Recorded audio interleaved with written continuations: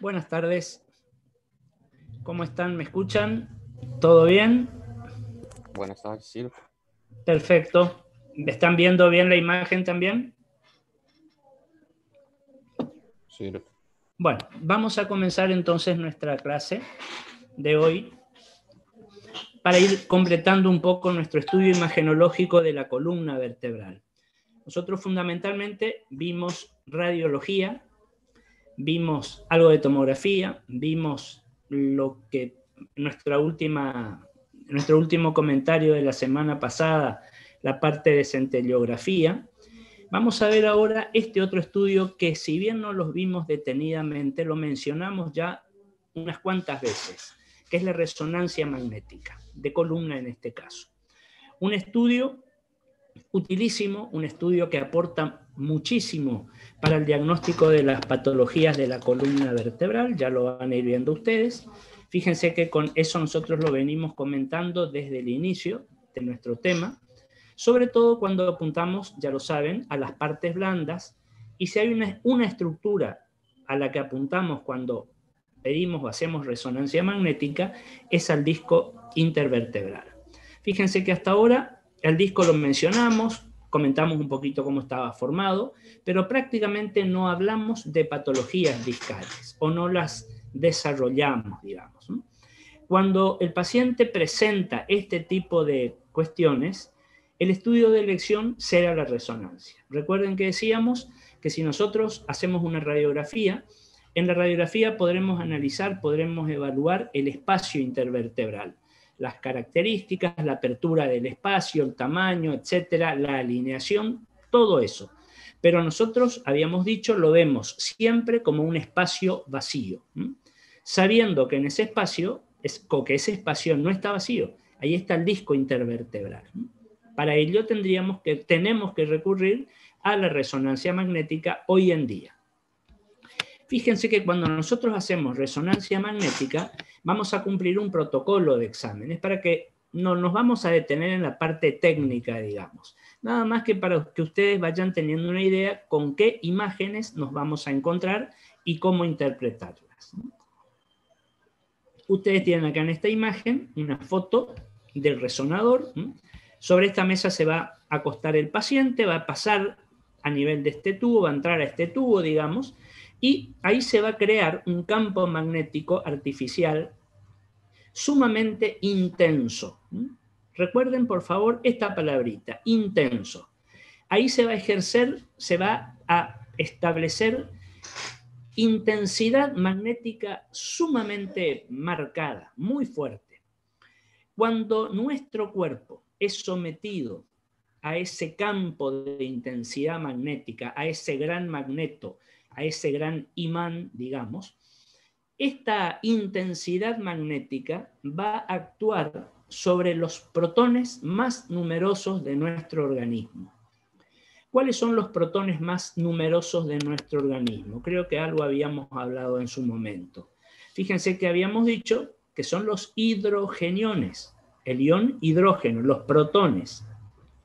Fíjense que nosotros decimos, eso es algo como que está instalado, que el ser humano, el cuerpo humano, es líquido, es agua en distintos estadios, salvo algunas estructuras que poseen lógicamente menor cantidad de líquido.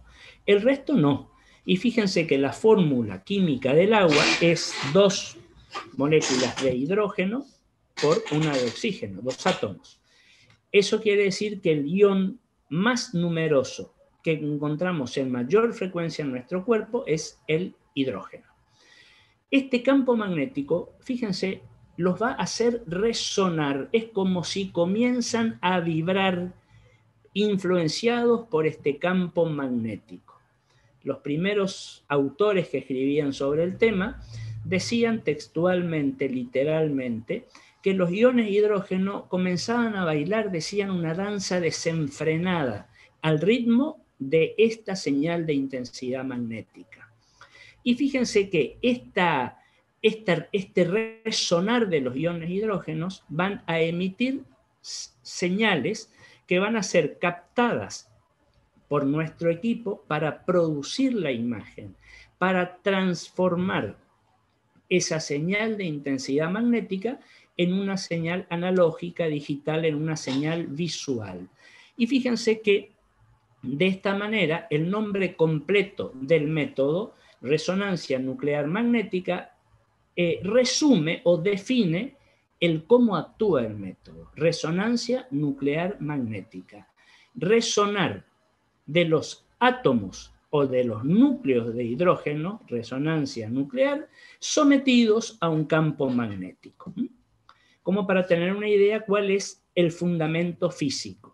Obviamente no utiliza ningún tipo de radiación, la resonancia utiliza campos magnéticos, señales de intensidad magnética, y lo vamos a estudiar al paciente en distintas secuencias. Yo acá les pongo secuencia T1 y T2. ¿Qué son las distintas secuencias? Para tener una idea y no complicar y no meternos en la parte técnica, que tampoco es sustancial para el médico en general, podemos decir que las dos secuencias que vamos a hablar, no son las únicas, son para hacer un parangón con las ventanas o como las ventanas en tomografía computada. ¿Se acuerdan que en tomografía computada, según qué ventana utilicemos, supongamos a nivel de tórax, ventana pulmonar, ventana mediastinal o ventana ósea, se priorizaba la manera de ver justamente estas estructuras. Las estructuras óseas, las estructuras parenquimatosas pulmonares, las estructuras del mediastino, vasculares, etcétera, etcétera. Bueno, las secuencias, en este caso los vamos a llamar T1 y T2, son distintas maneras de ver lo mismo. Es decir, la misma imagen, el mismo corte, el mismo plano, pero con distintas señales de intensidad, como ya la vamos a ver. Y otra cuestión que tenemos que tener en cuenta es lo siguiente. La resonancia magnética nos puede presentar imágenes en los planos que nosotros querramos programar el equipo, o que el productor de bioimágenes, el técnico en resonancia, programe, maneje, dependiendo de lo que el médico haya pedido o de cuál sea la patología sospechada en ese paciente. Fíjense, puede trabajarse en los planos sagitales y transversales. Yo acá, en lugar de sagital específicamente, porque también nos dice eventualmente coronal, yo diría en los planos longitudinales, es decir, a lo largo, y en los planos transversales o axiales, como si fuera una tomografía, a lo ancho. Cuando nosotros hablamos de los planos longitudinales a lo largo, fíjense que acá más que de cortes hablamos de planos de observación. Pueden ser sagitales a lo largo, longitudinales a lo largo, sagitales, y si yo digo sagital en resonancia, es como decir una imagen de perfil en radiografía, en radiología. Y si yo digo longitudinal a lo largo, pero en el plano coronal, como me dice acá, coronal vendría a ser lo que sería una proyección de frente en radiología. Acá en resonancia no hablamos ni de frente ni de perfil. Ojo, hacemos la comparación para ubicarnos, para entenderlo. Pero vamos a hablar, en lugar de frente y perfil, vamos a hablar de planos coronales y planos sagitales.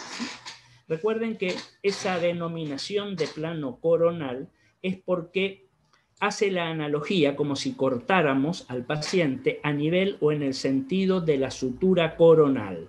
La sutura coronal es también llamada la sutura frontoparietal. Sutura coronal porque era el sitio donde los reyes se ponían la corona. Por eso de ahí viene lo de coronal. Por ahí también anatómicamente ustedes saben que a esta parte superior de la calota craneal se suele llamar coronilla, por la misma razón.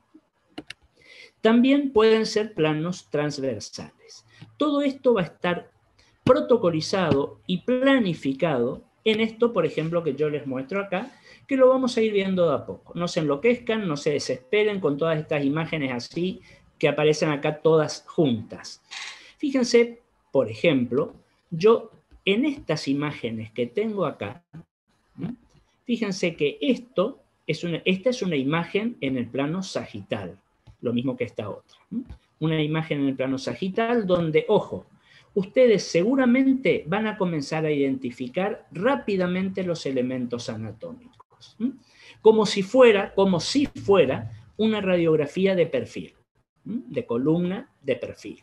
Y fíjense que tiene una serie de líneas finitas pintadas en blanco, marcadas en blanco, que me van a actuar como un selector de corte. Es decir, cada una de estas líneas a mí me va a dar esta imagen, todas estas que ustedes tienen acá. Fíjense que son cortes en el sentido axial, como si fueran de una tomografía. Ahora, por ejemplo, fíjense que en este otro caso yo tengo cortes que son sagitales, como si fueran perfiles. Acá tendría mi selector, fíjense el cuerpo del paciente en un corte axial y observen toda esta serie de líneas finitas verticales paralelas entre sí. Cada una a mí me está indicando uno de estos cortes. Y hay un concepto que lo tengo que recordar, similar al que empleábamos en tomografía computada. ¿Se acuerdan que en tomografía decíamos, cada imagen, cada corte tomográfico, a mí me muestra lo que anatómicamente existe a ese nivel de corte? No me muestra nada que haya ni un poco por arriba ni un poco por abajo. Si yo quiero ver qué hay más hacia arriba o qué hay más hacia abajo, bueno, tendré que hacer una serie de cortes e ir viendo lo que cada corte me muestra. Muy bien, acá decimos lo mismo. En cada plano, en cada corte, ya sea en el sentido axial, como estos que están acá, o en el sentido sagital, como estos otros, a mí me van a mostrar lo que hay a ese nivel, a esa profundidad de corte. Nada que esté más hacia la derecha o más hacia la izquierda. Tendré que hacer nuevos cortes. Y fíjense, para ir entendiendo esto, vamos a comenzar con estas tres imágenes. Como yo les suelo comentar, les suelo decir siempre, si yo aprendo a ver, a evaluar, a razonar la imagen de entrada, ya después me va a resultar mucho más fácil. Ya no me va a ser una cuestión que no sé para dónde tirar o qué es lo que estoy viendo. Miren estos tres cortes. Y arriba me dan tres datos importantes. Son imágenes normales, ya vamos a ver después, ahora enseguida, por qué son normales. En el plano sagital, las tres son imágenes sagitales, si ustedes quieren cortes sagitales, o en el plano sagital, pero el detalle al que tengo que prestar atención y quisiera que lo entiendan es esto que dice acá, en T2. Cortes o imágenes sagitales en T2. T2 es uno de los tipos con los cuales se puede proyectar o se puede producir la imagen. Y fíjense, yo les doy un dato, quiero que lo retengan, porque en base a eso vamos a empezar a deducir estructuras. Acuérdense de algo, no se lo olviden. En T2, el líquido aparece hiperintenso. En T2, el líquido aparece hiperintenso. Siempre. Si yo digo hiperintenso, estoy diciendo blanco. Es como si yo dijera hiperdenso en tomografía. Es como si yo dijera radiodenso o radiopaco en radiología. En resonancia vamos a manejar otro idioma. Habíamos dicho que vamos a trabajar con señales de intensidad magnética. Y yo hace un momento les dije, recuerden esta palabrita, intensidad.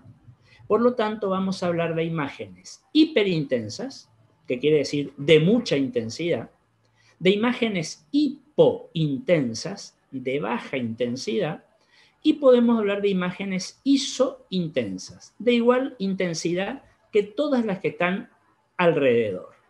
Si yo digo hiperintenso, recuerden, estoy diciendo blanco. Y ahora vamos a aplicar eso que estábamos viendo en esta imagen. Tres cortes en el plano sagital. Si ustedes miran en detalle, los cortes son parecidos, sí, pero no son iguales. Yo les dije hace un momento, cada corte a mí me muestra la anatomía que hay a ese nivel de corte. Si yo quiero ver más hacia la derecha o más hacia la izquierda, tendré que hacer otros cortes. Y para que nos ubiquemos, estos tres cortes, si yo tengo que presentar, son imágenes sagitales en T2, perfecto, pero como hacemos siempre, independientemente del estudio, tengo que presentar y decir qué estoy viendo. Esta es una resonancia nuclear magnética de columna lumbosacra, ¿de acuerdo? Fíjense que llegamos a tener las últimas vértebras dorsales, pero una parte. En cambio, sí vemos muy bien toda la columna lumbar y fíjense el sacrocoxis, cómo lo vemos, y acá lo diferenciamos de las otras técnicas. Al sacrocoxis, fíjense cómo vemos hasta la puntita del coxis. Todo el huesito dulce está incluido en nuestra imagen y ojo, lo vemos muy bien. Fíjense que acá, por la manera de producirse la imagen, los espesores, ¿se acuerdan que hablábamos en radiología? Más espeso, más ancho el espesor, cuesta más penetrar, cuesta más atravesar, la imagen no es tan buena. Nosotros solemos decir siempre, ¿cuál es el peor enemigo del radiólogo? La persona con sobrepeso. ¿Dónde salen o cuándo salen las mejores radiografías? Cuando nos toca un paciente delgado, porque el espesor al atravesar disminuye la radiación que va a salir de ese paciente, transmitida, útil, es buena. Acá no importa, porque fíjense que si yo voy al espesor del abdomen, donde está la columna lumbar, o al espesor del sacrocoxis, que esto está bien hacia atrás, son diferentes.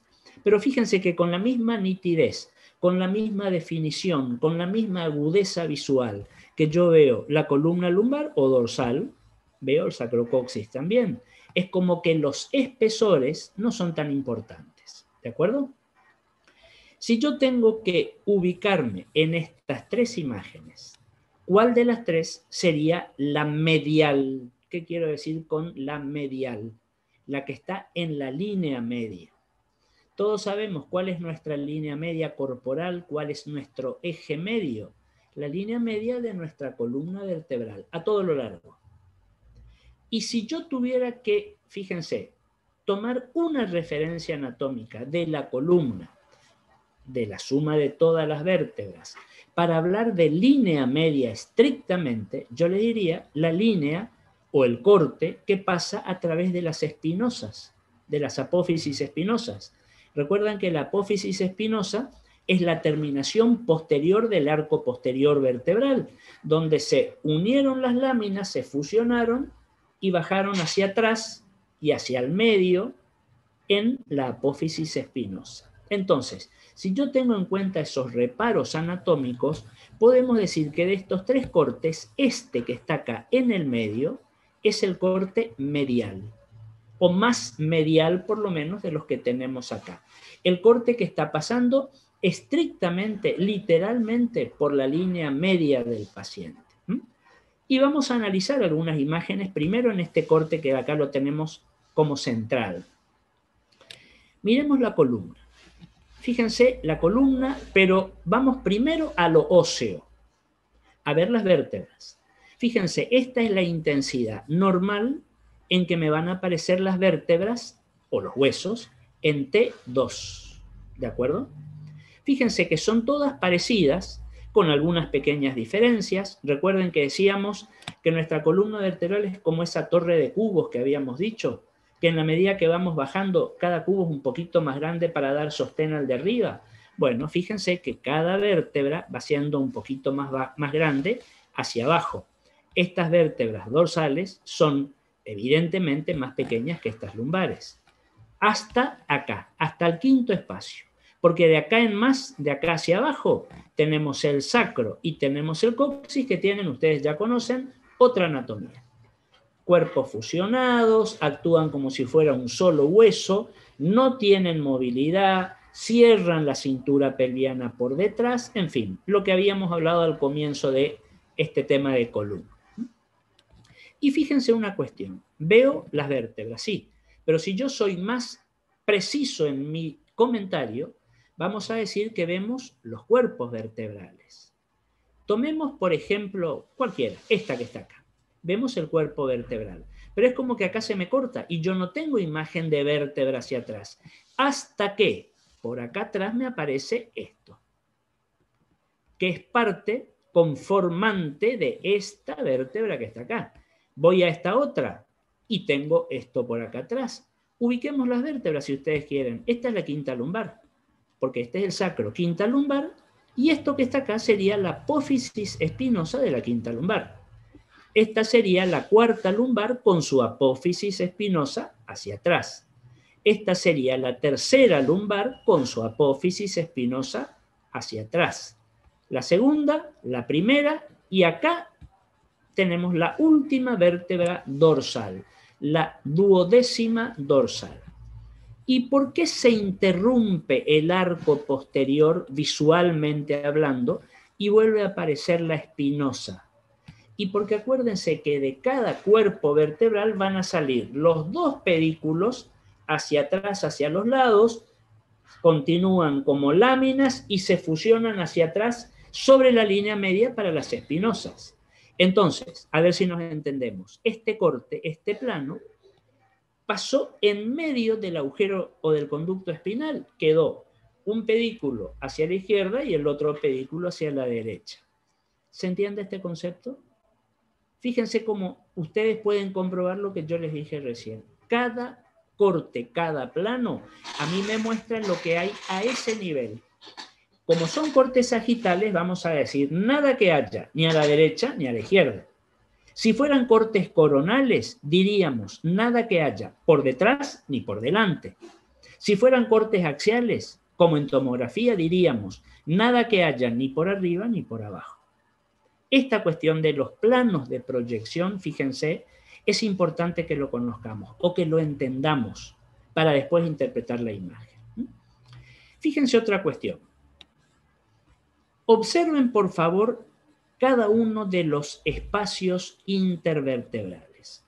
Lumbares, dorsales, lo que llegamos a ver, por acá sacro también, pero focalicemos nuestra atención a nuestro sector lumbar. L5, L4, L3, L2, L1. Fíjense, primer espacio, lumbar, intervertebral lumbar, segundo espacio, tercer espacio, cuarto espacio, quinto espacio o espacio lumbosacro o espacio de Ferguson. ¿Se acuerdan? En una radiografía ya los espacios dijimos y los vimos vacíos, como que no hubiera nada. Pero fíjense qué bien se ve en resonancia este habitante del espacio intervertebral. Esto que ustedes están viendo acá es el disco intervertebral. Lo vemos directamente, ahí está en presencia nuestra. Cuando nosotros, ¿se acuerdan al principio? Yo les comenté de ese recuerdo histórico que era la mielografía, un estudio contrastado para poder ver el disco, decíamos, al disco no lo veíamos. Veíamos la impronta, la marca o no que el disco hacía sobre el canal, pero el disco seguía sin aparecer, era fantasma. Fíjense en resonancia qué bien se ve. Más chiquitos a nivel de la columna dorsal, porque los espacios intervertebrales dorsales son más pequeños, los espacios intervertebrales lumbares son los más grandes de toda la columna, ya lo habíamos comentado. Entonces, fíjense, tenemos discos importantes. Esta es la forma y el tamaño de los discos normales, intervertebrales lumbares. Fíjense que se los define como biconvexos, como biconvexos. Es como si fueran, algún autor lo dijo, y me parece perfecta la comparación, como si fuera un almohadoncito que nosotros metimos entre vértebra y vértebra, o más específicamente entre cuerpo vertebral y cuerpo vertebral. Y fíjense, ¿qué función cumple un almohadón? Cuando nosotros ponemos un almohadón y nos sentamos arriba, fíjense que nos amortigua, ¿verdad? Bueno, una de las dos funciones principales de los discos intervertebrales es amortiguación de los traumatismos. Ojo, y no pensemos así en el gran traumatismo, el paciente que tiene un accidente automovilístico o de moto o el que se cae de una altura importante, no. Pensemos en los microtraumatismos cotidianos, diarios y demás. Solamente el hecho de estar parados, la bipedestación. Fíjense que la atracción gravitacional, la fuerza de gravedad, hace que es como si fuera que cada vértebra empuja hacia abajo, sobre la que está debajo, para que podamos estar parados, porque hay fuerza de gravedad. Si no existiera fuerza de gravedad, seríamos como los astronautas en el espacio, estaríamos flotando. Esos pequeños traumatismos, microtraumatismos, los del caminar, los de la marcha, los de la carrera, los del trote, los del baile, todo aquello que signifique una caída, por así decir, o un impacto contra la superficie terrestre. Los discos intervertebrales amortiguan. Es como si, habíamos dicho, pusiéramos un almohadoncito para que no se golpee, no se choque un cuerpo vertebral con el otro. Una función. ¿Cuál es la otra función del disco? Nutrir a la vértebra. Aclarando algo, las vértebras van a recibir su nutrición principal por vía hemática, por supuesto. Acuérdense que habíamos hablado de la vascularización de los pedículos, etc. Pero también la vértebra, el cuerpo, se nutre por imbibición, por absorción. Es como si el disco absorbiera, como si chupara líquido del disco. Líquido, agua, sales, minerales, etcétera, etcétera. Por ello, vamos a decir que cada uno de estos discos va a estar compuesto por, ya lo habíamos visto, un núcleo pulposo, el centro más blandito, más rico en líquidos, y esto es importante entenderlo para cuando empecemos después a hablar de patologías del disco. Ese núcleo, ese centro pulposo, si yo les digo pulposo, tenemos la idea de algo blando. Muy bien, porque tiene mucho líquido. Pero ese núcleo pulposo está rodeado por un anillo fibroso, como si fuera un salvavidas que lo circunscribe, justamente para darle contención, para darle límites. Núcleo pulposo, anillo fibroso. Y el disco va a permanecer en su lugar. Fíjense cómo lo vemos. Yo les dije algo al principio y les dije, recuérdenlo, no se olviden, es un dato útil y práctico. Y les dije lo siguiente. En T2, que es esto que estamos viendo acá, el líquido aparece siempre hiperintenso, blanco. Muy bien. Fíjense esto que está acá, que yo les estoy mostrando, marcando con el cursor. Fíjense. Fíjense que yo tengo un elemento hiperintenso, que me da una señal hiperintensa, blanca. El líquido aparece hiperintenso en T2, esto que tenemos acá. Yo les pregunto, ¿de qué estamos hablando? ¿Qué estructura, qué composición anatómica a mí me está dando esta imagen hiperintensa que va a estar recorriendo, va a estar inundando el canal espinal? ¿Qué es eso? ¿Qué líquido es ese? A ver, ¿qué les parece? ¿Líquido? ¿Qué líquido les parece? Exactamente. Sí, correcto. A todos los que me dijeron. Perfecto. Eso es líquido cefalorraquídeo. Pero fíjense que la imagen del canal espinal o canal raquídeo, conducto raquídeo, como ustedes quieran llamarlo, está embebido, está bañado en líquido cefalorraquídeo.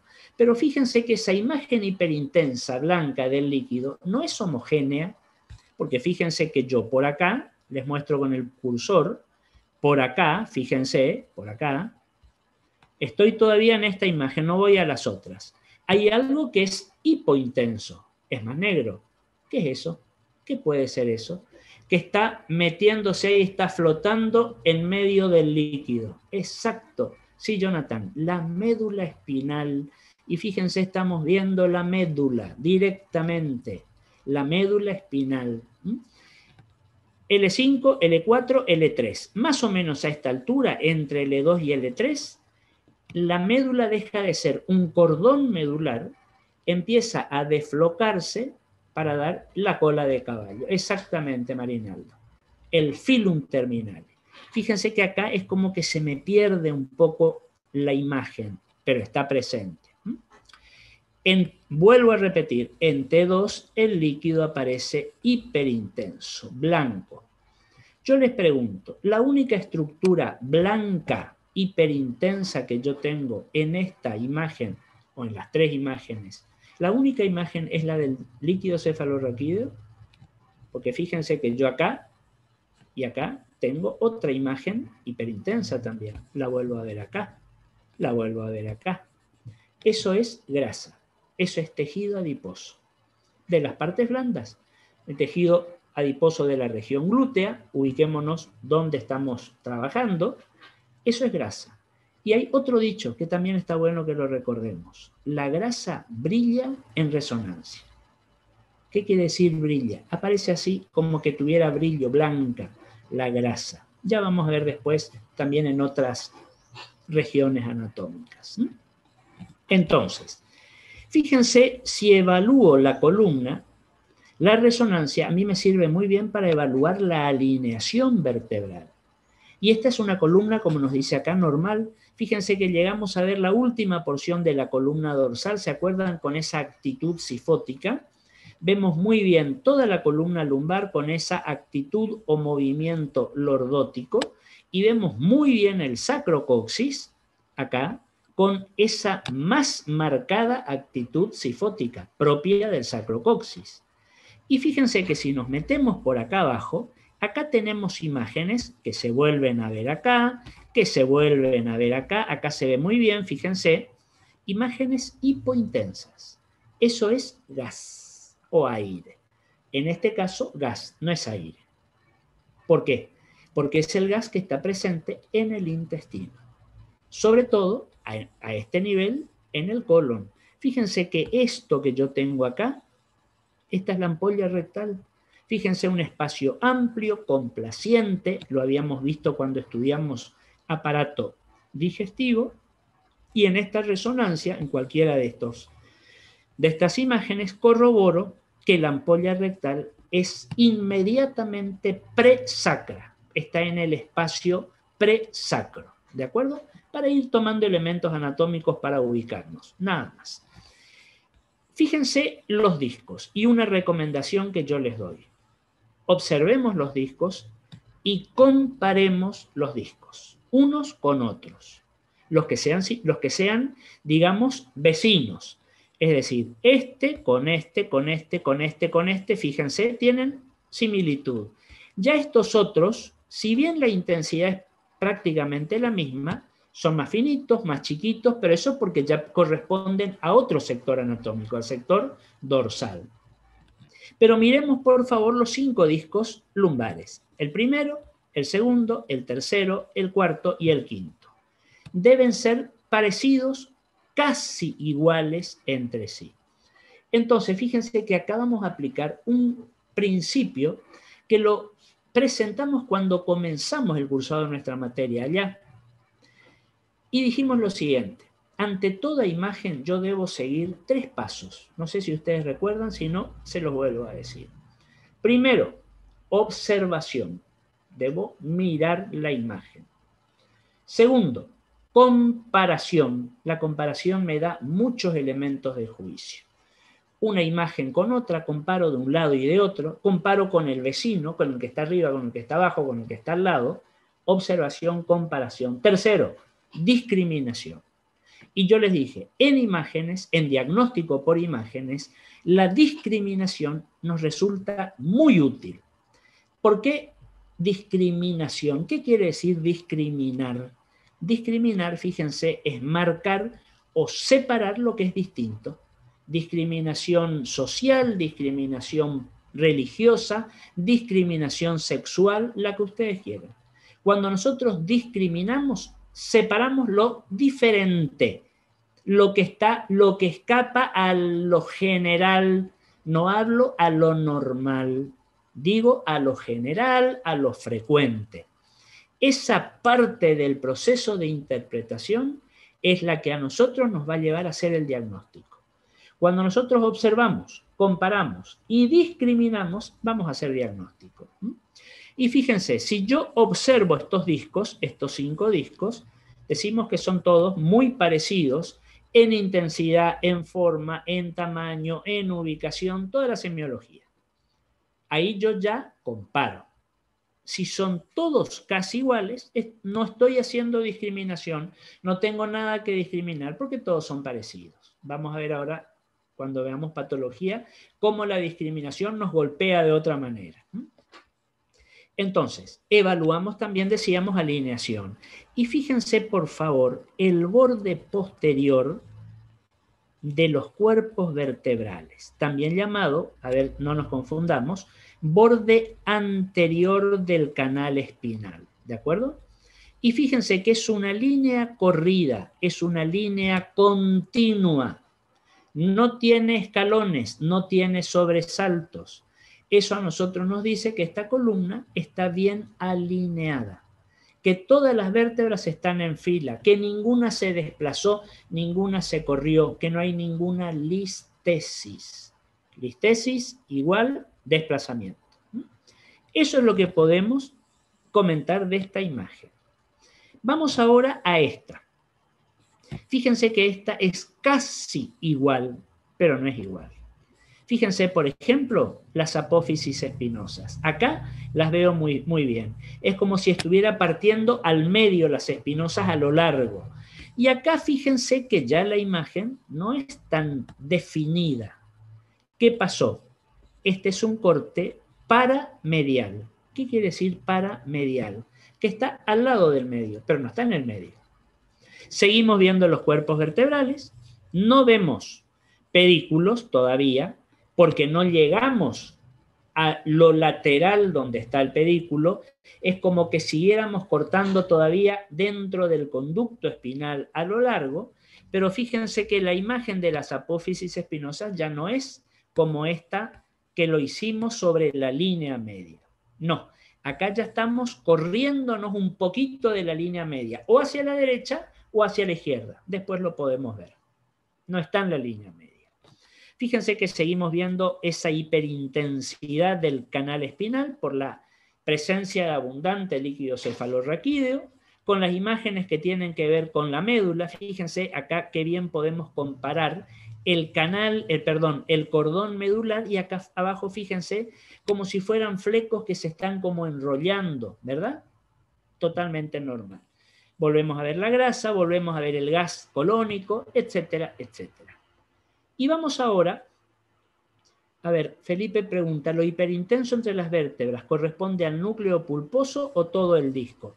Todo el disco, pero con mayor intensidad. Fíjense que lo que mejor vemos es la parte central. No llego a ver tanto la periferia del disco. ¿Por qué? Y por lo que dijimos hace un momento. ¿Por qué vemos mejor el núcleo pulposo, el centro de la vértebra? El centro del disco. Porque es donde hay más líquido. Y el líquido es el responsable de darme a mí esa señal de hiperintensidad. ¿De acuerdo? Y fíjense ahora, vamos a este otro corte. Este es un corte que está un poco más alejado de la línea media. Este sería el de la línea media, este sería el paramedial, el que está al lado, y este que vamos a ver ahora, nos fuimos más hacia afuera todavía. Diferencias. Yo les voy a hacer preguntas y ustedes van a, como respuesta, van a observar la imagen. La imagen de los espacios intervertebrales me aparece igual que en los dos cortes o planos anteriores. Veo el disco o veo los discos, y fíjense, si yo analizo los espacios intervertebrales, fíjense que acá o acá veo apenas como una pequeña línea más intensa en el medio, porque yo tenía ese disco y al disco lo estoy cortando casi ya tangencial al borde, por eso no lo veo. ¿De acuerdo? Vamos un poquito, llevemos nuestra vista un poquito más atrás. Fíjense esto que está acá, fíjense esto que está acá, fíjense esto, fíjense acá que bien se ve, fíjense acá que bien se ve, lo mismo que acá. Esto, pienso que esta es la mejor imagen. Eso que estoy viendo, ¿qué es? Díganme ustedes. Continúa al cuerpo vertebral. Fíjense, la misma intensidad. Antes que las láminas, Lucas, ¿qué sería? Las láminas están un poquito más atrás. Exacto, el pedículo.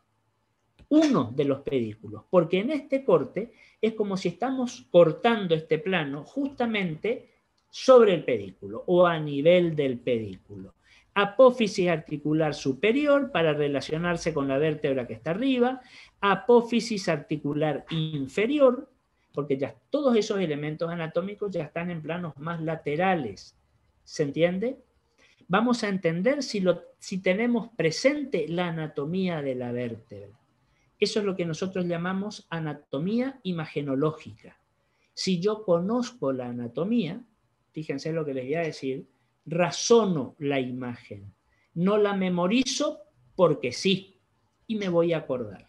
Si yo memorizo algo sin entender, no me voy a acordar el día de mañana. Me voy a acordar un tiempo. Si yo memorizo algo que razoné primero, me voy a acordar siempre. Esa es la intención que tenemos para interpretar las imágenes de esta manera. Y fíjense, más atrás, ¿veo las apófisis espinosas? ¿Llego a ver hacia atrás las apófisis espinosas? Fíjense que no, porque la apófisis espinosa está en la línea media, está acá.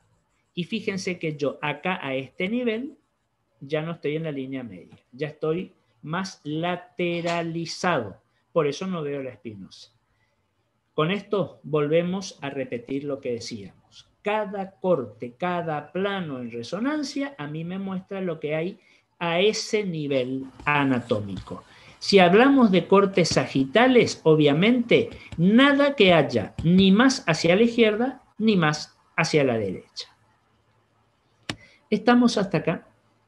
¿Alguna pregunta de todo esto que les fui comentando, que intenté ser lo más claro posible para poder interpretar la imagen de resonancia?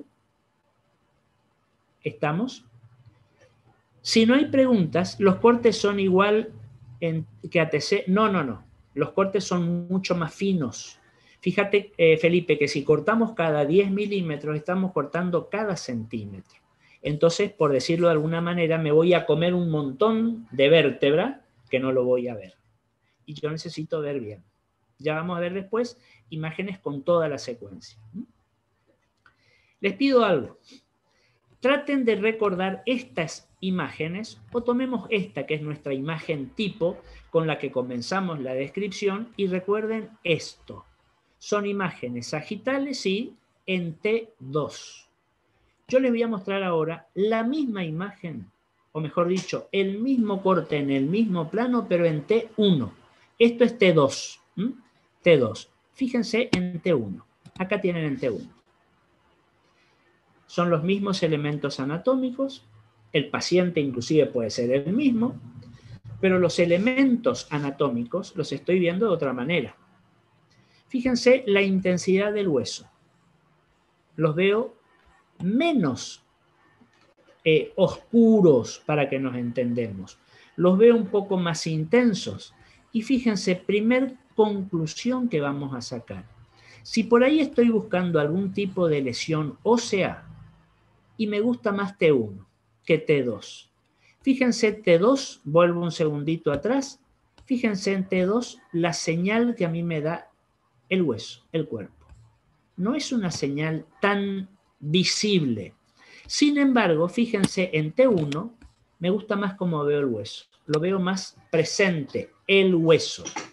Ahora, este es un corte, podemos decir medial, porque fíjense que acá estoy viendo las apófisis espinosas, los cuerpos vertebrales, etc. Les pregunto algo. ¿Ven los discos intervertebrales? Definidos, individualizados. ¿Tienen una buena imagen del disco? Yo les diría, me parece que no, por supuesto. Veo el espacio, pero fíjense que tampoco se llega a delimitar perfectamente el espacio. Entonces, ¿a ustedes les parece que un T1 me puede servir para estudiar o para ver disco intervertebral? No. Me quedo con el T2, obviamente. Y aclaro algo, que es a nivel práctico. Cuando ustedes pidan una resonancia magnética, por ejemplo, resonancia nuclear magnética de columna lumbar porque el motivo que ustedes están pensando es una hernia de disco en el paciente, lo pido así, solamente. No tengo que pedir que se haga en T1 o que se haga en T2 o lo que fuera. Eso lo decide el técnico. Eso lo decide el productor de la bioimagen, porque ya están todos los protocolos estandarizados de qué manera trabajar. Cuándo trabajar en T1, cuándo trabajar en T2. Habitualmente siempre se trabaja en T1 y en T2 a la par. Si se usa contraste, si no se usa contraste, habitualmente se usa contraste en resonancia. Y recuerden, el contraste que vamos a usar en resonancia se llama gadolinio. Creo que ya lo habíamos comentado. Les pongo acá en el chat.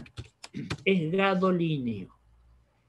Olvídense del yodo, etcétera, etcétera. El gadolinio es el contraste paramagnético. Es el contraste de intensidad magnética. Y tiene una gran ventaja. No desencadena absolutamente ninguna reacción adversa en el paciente.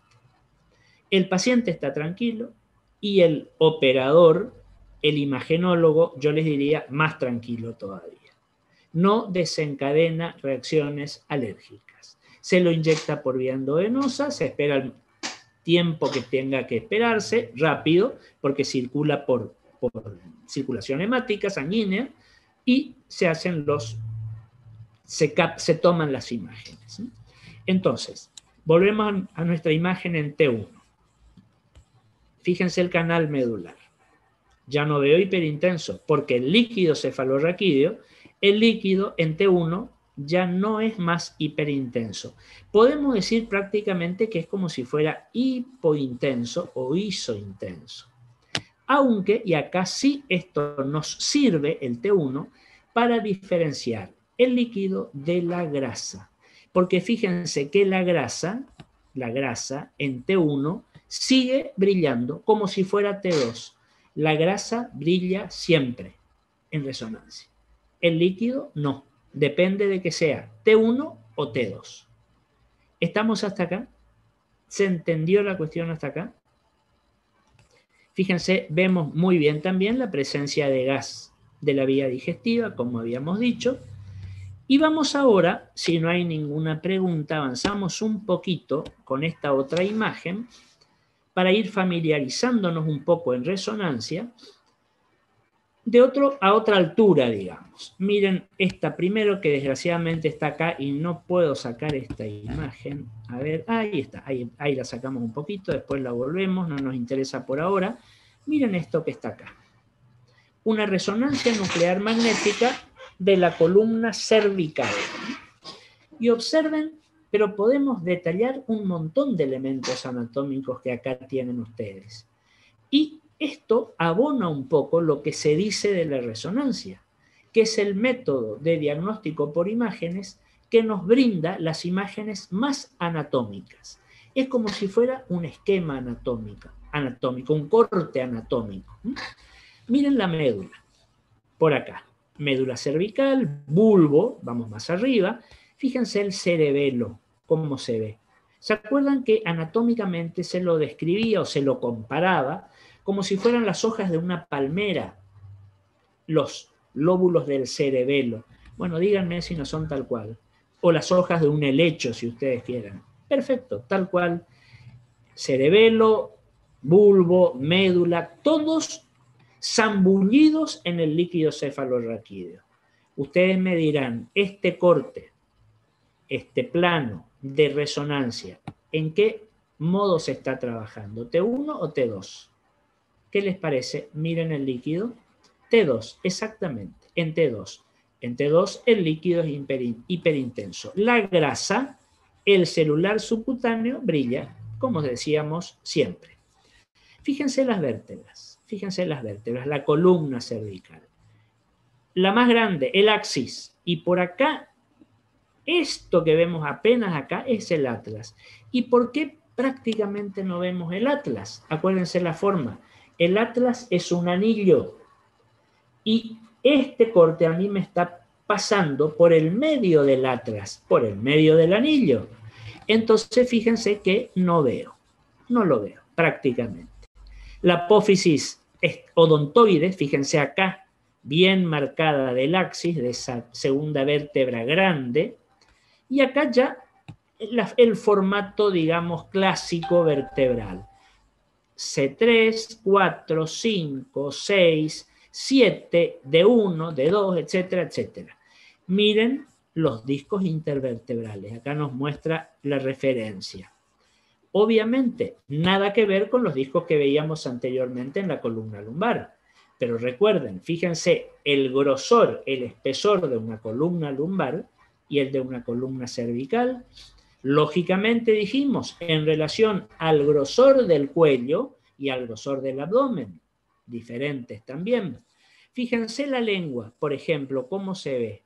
Fíjense las partes blandas, los labios, observen los labios, los huesos, cornetes, fosas nasales, cartílagos laríngeos, la tráquea la tienen por acá, conducto real siempre abierto con aire en su interior, más atrás faringe, esófago casi no se ve, conducto virtual, ¿se acuerdan que hablábamos cuando veíamos aparato digestivo? Muy bien, un corte entonces en el plano sagital medial de resonancia magnética de la columna cervical o si ustedes quieren del cuello. Porque fíjense que acá yo prácticamente estoy viendo todos los elementos anatómicos del cuello, excediendo inclusive a la mera columna cervical. ¿De acuerdo? Miren ahora este otro corte. ¿Qué sector estoy viendo? Pongo acá para poder tener las dos imágenes. ¿Qué sector estoy viendo? Vamos a la columna dorsal. Columna dorsal. Y miren, distintas imágenes nada más, distintos planos también. Comparemos las vértebras. Fíjense el disco, otro disco diferente al de la columna cervical y diferente al que veíamos anteriormente de más abajo de la columna lumbar, ¿verdad? Fíjense que, por ejemplo, me está apareciendo esto por acá. ¿Qué es esto que está acá? Fíjense la referencia, la aorta. Miren el calibre de la aorta. Así la vemos. Ojo, esto es sin contraste. Esto no tiene todavía gadolinio. Miren el conducto, canal espinal, la médula hipointensa, el líquido hiperintenso. Y yo les pregunto, fíjense esta imagen, fíjense esta otra. ¿Son iguales? ¿Qué diferencia encuentran? Esta que está acá. ¿Trabajamos de qué forma? Esto es T. ¿Qué les parece? Fíjense el líquido. T2, por supuesto. Esto es T1. Fíjense el líquido. Fíjense cómo se ve más nítidamente o más definidamente el hueso. De igual manera, si ustedes miran todo lo que nos muestra la imagen, acá abajo les está diciendo fase de T2 en fase T1. Correcto. Esta es la manera en la que nosotros vamos a ver las imágenes en resonancia. Les muestro una más de la normalidad, después hacemos nuestro intervalo y vamos a empezar a meternos en la patología. Por eso me interesa que quede bien definido lo que es normalidad. El otro plano de corte que también me podía hacer la resonancia. Cortes en el plano axial, horizontal, transversal, como si fuera una tomografía axial computada. La vértebra que ustedes quieran, cualquier vértebra puede ser. T1, T2. Vamos al T2. Fíjense, para que nos ubiquemos. Cuerpo vertebral. ¿De acuerdo? Fíjense que de este cuerpo vertebral se van a desprender los pedículos. No es exactamente este plano. Las láminas se van a fusionar para darnos la espinosa. ¿De acuerdo? Apófisis transversa de un lado, del otro, canal o conducto raquídeo. Hiperintenso en T2 por el líquido cefalorraquídeo y tenemos la imagen de la médula ahí transcurriendo sobre el medio, digamos. T1, los mismos elementos anatómicos, pero fíjense el canal me aparece hipointenso, no veo el líquido cefalorraquídeo. Fíjense que en el hueso tenemos una mejor definición. Acá se pierde un poco, acá no, porque es T1, digamos que es más útil para el hueso T1 que T2. Vemos lo que hay, recuerden, a ese nivel de corte. Si yo quiero ver algo que hubiera más abajo o más arriba, tendré que hacerle, bueno, nuevos cortes más abajo o más arriba. Estas son, o estos son, digamos, los lineamientos básicos para interpretar una resonancia magnética, en este caso de columna. Y comenzamos, lógicamente, como hacemos siempre, con imágenes normales. Ahora, después de nuestro intervalo, vamos a comenzar a hablar de las patologías que vamos a encontrar en la columna, partes blandas sobre todo, y con qué imágenes nos vamos a encontrar. ¿Hay alguna pregunta que quieran hacer? ¿Algo que no haya quedado claro, que quieren que les vuelva a repetir o a explicar o a afirmar más? Me lo hacen como siempre. En T2, ¿la sangre sin contraste se observa hipointenso? Sí, generalmente sí. Fíjense que no tiene una intensidad suficiente. Por eso, prácticamente de rutina, se hace gadolinio. Cuando nosotros hacemos gadolinio, ya vamos a ver después imágenes, el gadolinio, como todo medio de contraste, refuerza, acá no hablamos de densidad, refuerza la intensidad. Entonces vamos a ver mucho más presente. Por ejemplo, cuando nosotros trabajábamos radiológicamente sobre un vaso, una arteria, por ejemplo, recuerden que hablábamos de una arteriografía. Pero para ver esa arteria, en una radiografía, un estudio radiológico, había que inyectarle al paciente medio de contraste iodado endovenoso. Cuando vamos a hacer el mismo estudio de un vaso, de una arteria, de una vena o lo que fuera, en resonancia, que se puede hacer perfectamente, vamos a hablar de una angioresonancia. Resonancia de un vaso, angioresonancia. Y lo vamos a manejar con gadolinio, para que ese vaso resalte, aparezca, digamos, refuerce, si ustedes quieren, el contraste que decíamos acá es el gadolinio. ¿Alguna otra pregunta? ¿Algo que quieran que vuelva a explicar? Bueno, si les parece, estamos en hora como para hacer nuestro intervalo y en unos minutos continuamos. Si hay alguna pregunta, piénsenla. Ahora cuando volvemos me la hacen o pónganmela en el chat como ustedes prefieran. Ya nos vemos entonces.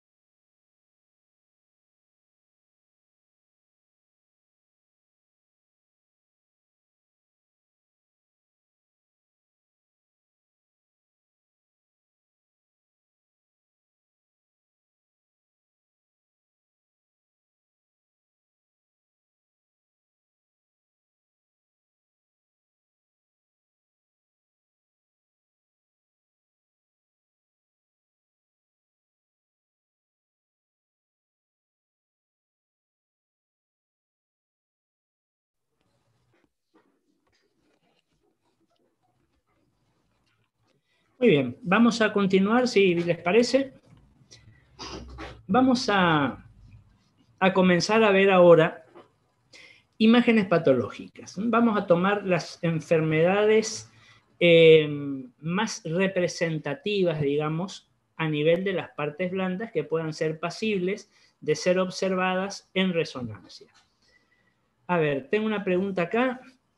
Si tengo ideas sobre la fecha del final de diagnóstico y de la ERA. Bueno, vamos por partes. La ERA, que sería nuestra segunda ERA, volví a pedir otra vez. Quedaron en contestarme, no me contestaron todavía. No sé, hay un pequeño inconveniente que algo me comentaron, pero yo la tengo armada. O sea, ni bien me confirmen, yo les voy a avisar con tiempo, por supuesto, la segunda. Y en cuanto al final de diagnóstico, no. Del final no me avisaron nada. Ustedes me preguntan el final de diagnóstico para la gente que ya cursó, ¿verdad? Porque para ustedes va a ser cuando terminemos la cursada a fin de año, a fin de noviembre, supongo. Claro, porque no, fechas de exámenes no me pasaron todavía nada. La única fecha de examen que me pasaron fue la del examen final de carrera, que me pidieron que mande casos para mandarlos a Buenos Aires para ser centralizado el examen de las tres facultades, de los tres lugares, digamos, pero no tuve ninguna otra novedad, digamos. Ni bien, como les digo siempre, ni bien lo tenga, yo les voy a comunicar, por supuesto. Bueno, vamos a tratar de entrar ahora en las imágenes patológicas. Fíjense que de toda esta lista que está por acá, nosotros vamos a hacer referencia a algunas más que a otras. Sí, vamos a ver, son muy importantes, la enfermedad discal degenerativa.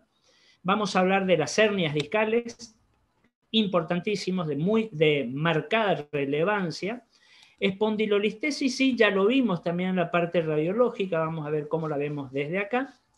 Y yo quiero hacer hincapié también en la infección. Traumatismos y fracturas lo voy a dejar un poco porque cuando terminemos esta parte de columna vamos a comenzar con traumatismos y fracturas en general, de todos los huesos. Y el resto, hematomas epidurales, lesiones del cordón, eso vamos a hablar en la parte de neuroresonancia, cuando veamos accidentes cerebrovasculares, traumatismo cráneoencefálico, eso lo vamos a dejar para verlo ahí. Nosotros vamos a tratar ahora más que nada la enfermedad discal degenerativa, las hernias discales y la infección. Es lo que a mí me interesa que se conozca por ahora. Fíjense, vamos primero a ver un poquito lo que es la enfermedad discal degenerativa. Esto también se llama degeneración del disco, también se llama resecamiento del disco, también se llama deshidratación del disco. Antes de ver la imagen, vamos a trabajar un poquito con el nombre para entender después la imagen. Fíjense que hablamos de una patología, de una enfermedad del disco degenerativa. Cuando yo digo degenerativa, creo que ya lo habíamos comentado en otras ocasiones, estoy diciendo algo que salió de su género y se convirtió en otra cosa, ¿verdad?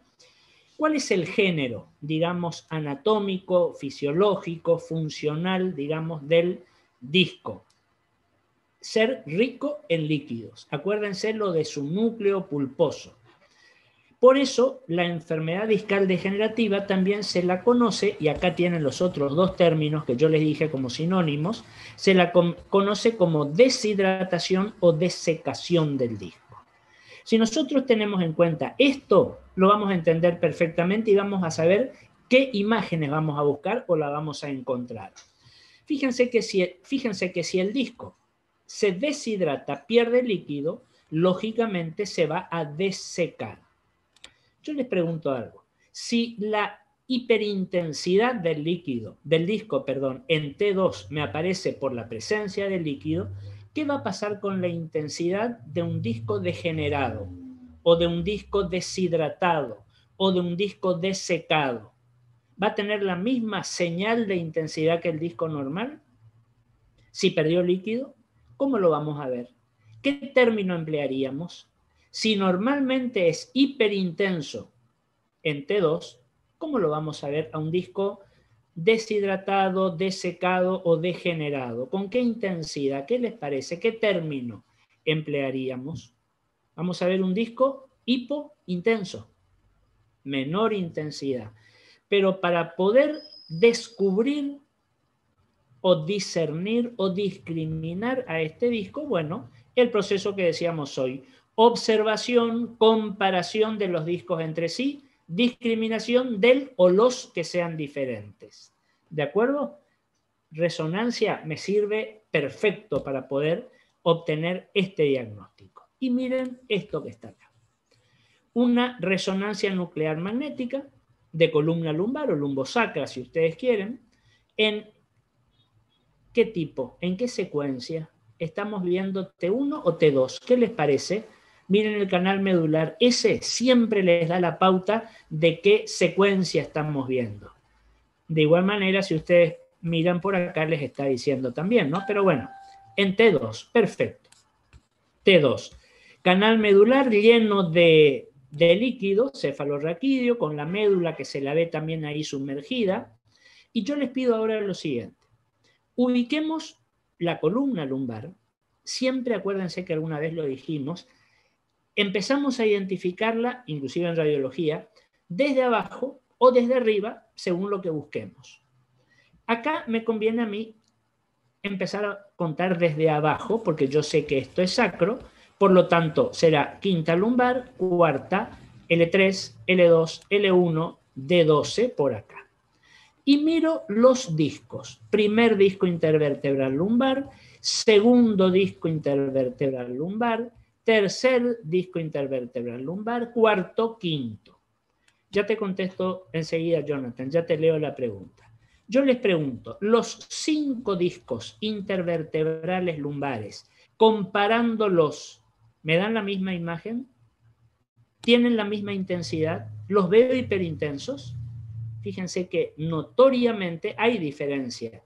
Exactamente, así es, Claudia. El primero, el segundo y el tercero muy parecidos.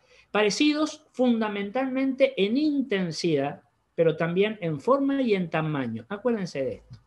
Intensidad, forma, tamaño, aspecto, como ustedes quieran llamarlo.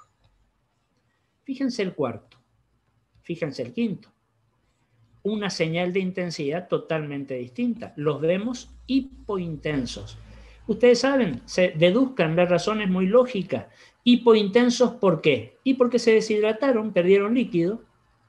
Y acá contesto la pregunta, ¿podría decirse una intensidad disminuida hipointenso heterogénea o siempre homogénea? No, puede ser más o menos homo o heterogénea. Lo que es importante rescatar es la señal de intensidad. ¿Se entiende? O sea, marcadamente este disco y este disco están degenerados, porque están deshidratados, porque se han desecado. Como me dice también Claudia, 4 y 5 se ven hipointensos. Perfecto. Y yo quiero que ustedes agudicen un poco más su observación y díganme qué más pueden llegar a ver para que les llame la atención. Les doy una pista, les doy una ayuda. Miren esa línea que estaba pasando a través del borde posterior de todos los cuerpos vertebrales. Esta línea que viene por acá, que dijimos anteriormente en las imágenes normales, es una línea lisa, regular, corrida, que no tiene, digamos, ningún tipo de alteración. Y fíjense que yo, a nivel del cuarto espacio, donde está el cuarto disco, y del quinto espacio, donde está el quinto disco, acá hay una pequeña saliencia hacia el canal de alguna estructura del espacio. Fíjense que esa línea perdió continuidad. No me animo a hablar todavía de una hernia. Ya vamos a ver enseguida cuándo vamos a tener una hernia. Ahí podemos decir, sí, coincido como dice Marinaldo, hay una ligera protrusión. Una protrusión es como si yo, por decir de alguna manera, metí el dedo y empujé un poquito. Algunos consideran que la protrusión discal es el grado mínimo de hernia de disco. ¿Por qué el disco va a comenzar a hacer una protrusión o más, como vamos a ver enseguida? Una razón lógica. Fíjense que con la degeneración o la deshidratación de los discos, el espacio no cambia de tamaño. El espacio sigue teniendo siempre la misma altura, la misma abertura. Pero si el disco pierde líquido, el disco se achica de tamaño. Es como si yo tuviera una esponja que está llena de líquido y tiene un tamaño determinado la esponja. Pero si yo a esa esponja llena de líquido la aprieto y le saco el líquido, el tamaño de la esponja disminuye. Entonces, disco más pequeño en un espacio de igual tamaño. El disco empieza a moverse dentro del espacio. Ya no le queda justo el espacio. El disco tiene lugar para moverse. Y a eso se le suma la fuerza de gravedad, la funcionalidad de la columna, los movimientos que hace el paciente. Ese músculo puede intentar, entre comillas, escaparse por alguna puerta que tenga por ahí, alguna abertura. Atrás tiene un gran portón abierto al canal espinal. A los lados, hacia las ramas foraminales también, pero la abertura que los atrae es, como yo les digo, ese portón que está hacia atrás, hacia el canal medular. Cuando el disco se mete a través de ese espacio al canal medular, ahí vamos a tener nosotros una hernia de disco. Y acá tienen como para ir viendo. ¿Qué es una hernia? Recuerden que es una hernia así como definición general. Es el pasaje de un órgano o de parte de un órgano a través de un orificio natural a un espacio anatómico que no le corresponde. Bueno, ese concepto lo aplicamos acá. ¿Cuál es el elemento anatómico? El disco. A través de un orificio normal, natural, anatómico. Esa apertura que tienen hacia atrás, hacia el canal medular, ¿a qué espacio anatómico que no le corresponde? Al canal espinal, al conducto espinal. Y fíjense, esto que está acá, un corte central, línea media, miren por favor las apófisis espinosas, quinto, cuarto, tercero, segundo, primero, los discos, comparen los discos, y este disco no está igual, está hipointenso. Este un poquito también, pero menos que este otro. Pero miren esto acá atrás. Miren esta protrusión. Esto es una hernia de disco leve. Leve. ¿Hacia dónde? Hacia el conducto raquídeo, por supuesto. Vamos al corte axial. Esto que está acá, L5S1, acá, axial L5S1. El cuerpo vertebral. Transversa, transversa, pedículo, pedículo, canal espinal. Y miren esto que está protruyendo levemente todavía sobre el canal espinal. ¿Ven cómo ese bordecito hipointenso que aparece? Esta imagen de acá es esto que tenemos acá. Un disco que tímidamente todavía está protruyendo hacia el canal. Una hernia discal leve, pero aclarando algo. Con una clínica muy florida. Si ustedes ven alguna vez, o a lo mejor ya vieron, un paciente con una hernia de disco, es un dolor intensísimo. Muchas veces lo van a encontrar al paciente doblado, llorando porque no puede cambiar de posición. Piensen ustedes que este disco que se está herniando al conducto es como si lo toca o la toca a la médula. Hay una irritación medular directa, ¿de acuerdo? Y eso duele enormemente. Lo primero que hay que tratar con un paciente que tenga una patología como esta, lo primero, no se olviden, es que se le vaya el dolor. Después vemos qué se hace. Acá lo primero es un tratamiento sintomático. ¿Cuál es el síntoma más alarmante para el paciente? El dolor. Lo primero, calmémosle el dolor. Después lo seguimos estudiando y vemos qué se puede hacer. ¿De acuerdo? Ahora, en base a estas imágenes que tuvimos, fíjense la degeneración de estos dos discos, con una hernia discal mínima, una protrusión, si ustedes quieren. Miren ahora esta otra. Fíjense. Un corte en resonancia más bajo, más localizado, ¿de acuerdo? L5, L4, Miren este disco, perfecto, lo mismo que este, aunque hay un ligero empuje ahí, pero miren este disco, totalmente hipointenso, seco, deshidratado, degenerado. Y miren esta pelotita que aparece ahí. Ese es el disco que francamente se está herniando hacia el canal. Comparen, por favor, el diámetro del canal en todo su recorrido. Fíjense que acá este canal me quedó reducido casi en un 50%. Hay una compresión medular directa. Acá ya de la cola de caballo, sí, por supuesto. La misma imagen, L5-S1, la vemos acá en un corte axial. Acá está el cuerpo vertebral en T2. Fíjense cómo se ve el hueso, fíjense cómo se ve el líquido cefalorraquídeo. Y miren esto, ya esa imagen que hoy decíamos como una pancita, acá ya es una panza grande. Fíjense que me está prácticamente ocupando toda esta región lateral del paciente. Fíjense, esto que está acá es esto que está acá. Una hernia discal ya más severa, más marcada. Y la última imagen que les quiero mostrar, fíjense, porque ya estamos en tiempo, observen esta otra. Agravamos más todavía el grado de hernia discal de nuestro paciente. En este caso, fíjense, acá está el sacro, L5, L4, 3, 2, 1. Comparemos los 5 discos, este está bien, y fíjense que el quinto disco está bastante bien, están prácticamente con señales similares. Esta señal o la señal de este disco, del tercer disco, ya no me gusta. Fíjense cómo está hipointenso, pero fíjense este otro.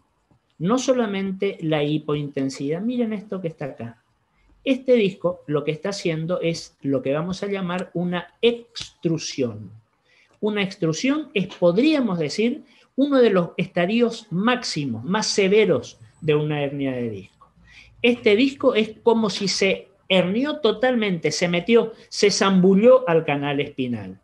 ¿De acuerdo? Miren por favor acá el diámetro del canal, piensen en el compromiso, cómo no va a doler, cómo no va a estar en un grito de dolor este paciente con esa semejante hernia extruida que tiene. Cortamos acá y lo vemos en axial, en el corte axial.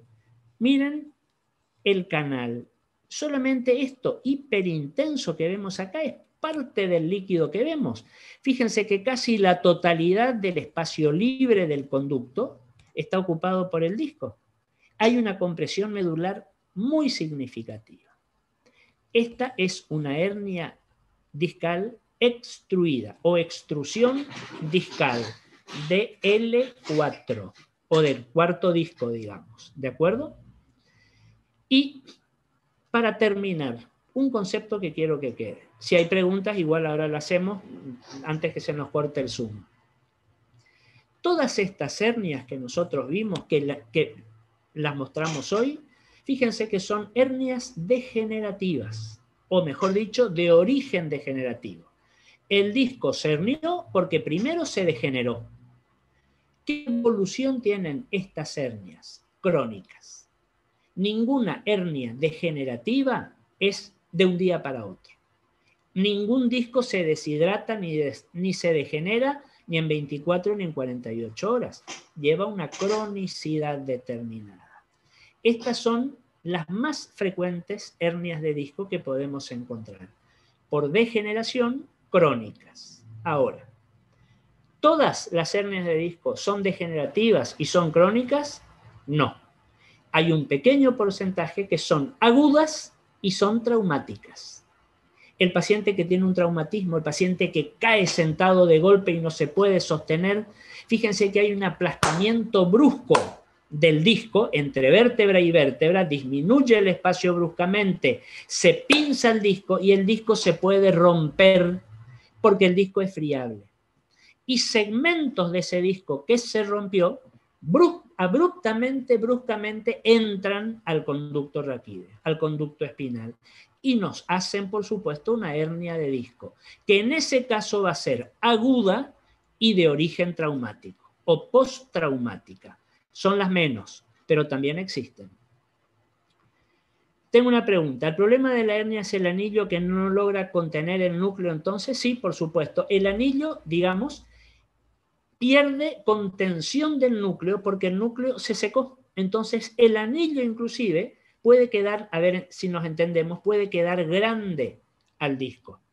Entonces el disco en definitiva pierde volumen. Si pierde volumen, si se achica, más la presión que se hace, puede llegar a herniarse.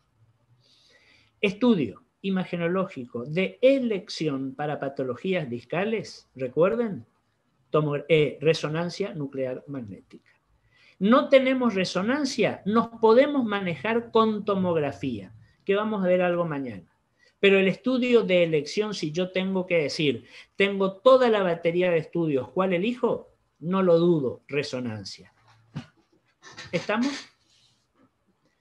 ¿Hay alguna pregunta? ¿Hay alguna pregunta? Si no, acá cortamos, mañana vamos a seguir, porque ya estamos inclusive pasados con el tiempo de Zoom. ¿Está bien? ¿Quedó claro?